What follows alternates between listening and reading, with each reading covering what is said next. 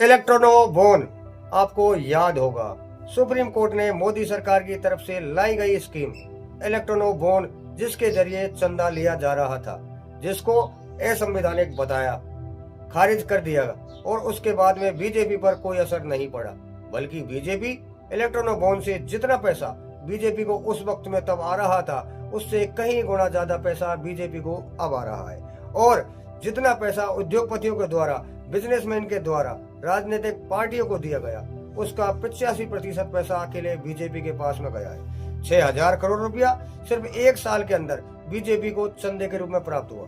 6,000 करोड़ रुपया एक साल में किसी एक पार्टी के पास आ रहे हैं, और उस पार्टी की जो इनकम है, यानी कि जो चंदे के तौर पे जो इनकम है, अगर 68% से 70% बढ़ जाए, और दूसरी तरफ जो विपक्ष की पार्टियां हैं यानी कांग्रेस, उसकी इनकम बढ़ने के बजाय अगर 45% उनकी इनकम गिर जाए, तो फिर आप बताइए कि आप दोनों के बीच में कोई मुकाबला है?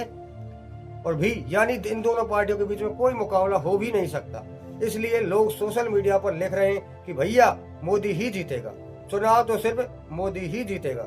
बीजेपी को करोड़ों रुपया मिल रहे हैं और कांग्रेस को एक ऐसा झटका जिससे कांग्रेस में या कोई दूसरी पार्टी हो वो भी उभर नहीं पाएंगी।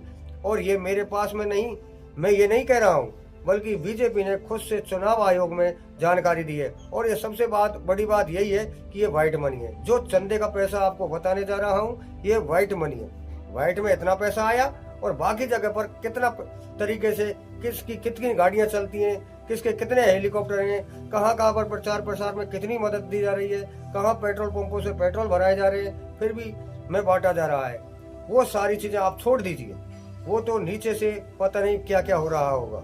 भैया जो डायरेक्ट जो पैसा पहुंचाया जाता है, मोदी साहब ने कहा था अडानी और अंबानी के टेम्पो भर भर के काला धन आता है।